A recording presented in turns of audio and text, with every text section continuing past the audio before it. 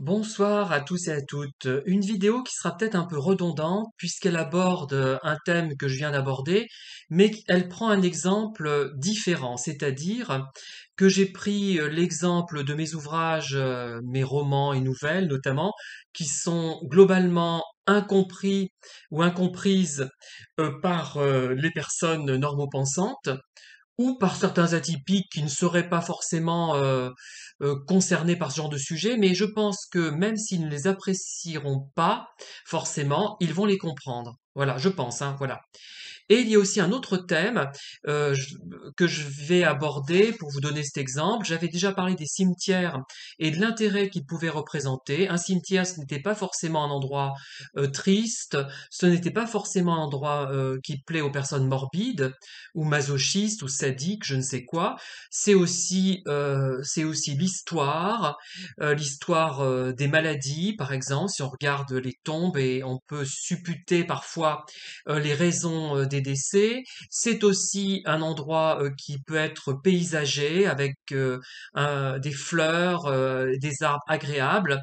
Ça peut être également un endroit intéressant sur le plan architectural, pourquoi pas, etc., etc., hein. On peut faire plein de choses à partir d'un cimetière sans être forcément un être pessimiste, à tendance morbide. Et encore, généralement, non. Ça peut être aussi effectivement le rêve de l'au-delà, le rêve de l'éternité, enfin tout ce qu'on peut imaginer, on peut le mettre dans un cimetière finalement. Alors, le cas des photographies post-mortem renvoie un petit peu aux mêmes choses.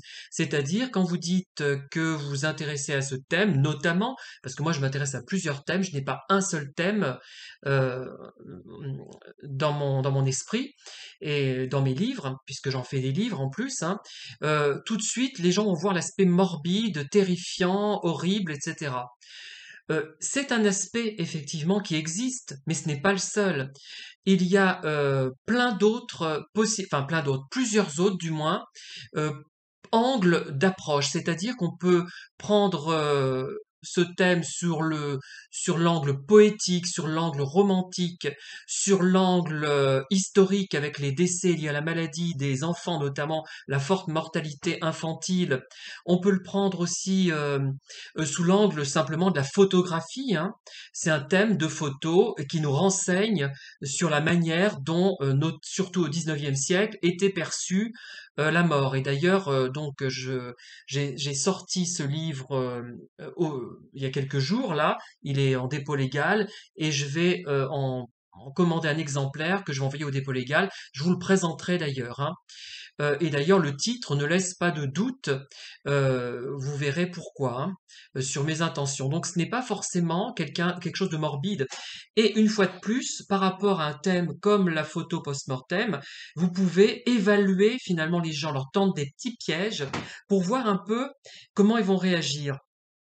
Eh bien, souvent, la plupart du temps, les gens réagissent de façon négative, même évacuent le sujet, et sauf cas particulier où la personne aurait eu un décès, par exemple, très récent dans sa famille, ça peut effectivement trop la toucher à ce moment-là, alors qu'à un autre moment, ça ne l'aurait pas forcément choqué. Et vous arrivez, grâce à ce procédé, à faire le tri. Et ce qui est important, en fait, c'est de faire finalement un tri, d'éviter les pervers, évidemment. Bah, par contre, eux, les pervers risquent peut-être d'aller dans votre sens pour vous séduire, ou alors, s'ils veulent vous mettre mal à l'aise, ils vont peut-être, et même certainement, insister sur ce qu'ils percevront de morbide en vous, qu'il n'y sera pas évidemment, mais ils le font exprès.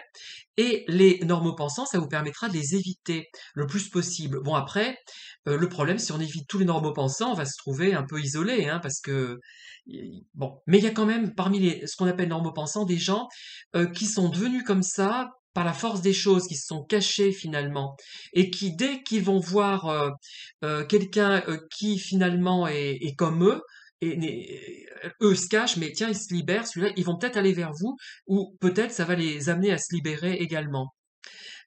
Attention aussi, il ne faut pas que ces personnes, par rapport à des gens qui peuvent vous ressembler, mais qui sont par exemple pervers et qui s'enthousiasment tout de suite, comme je l'ai expliqué dans une de mes précédentes vidéos, qui s'enthousiasment et et qui se trompent finalement, qui se dirigent vers une personne qui est toute soit perverse, soit normopensante, et qui soit très déçue. Voilà.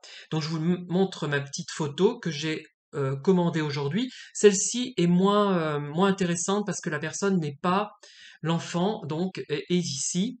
Mais moi je trouve que finalement, enfin je l'explique dans mon livre, hein, c'est quelque chose de très brillant. J'utilise le terme coruscant pour désigner ces photos post-mortem. Pour moi, c'est des gens extrêmement lumineux qui sont photographiés comme ça, et ça augmente au contraire leur force et et ça nous donne finalement comment dire, une perception très haute de l'être humain. Mais bon, je l'ai peut-être pas très bien expliqué dans ce volume. J'en ferai un autre avec d'autres photos et je crois que j'axerai vraiment mon travail là-dessus. Voilà. Merci en tout cas de m'avoir écouté. À très bientôt et bonne soirée.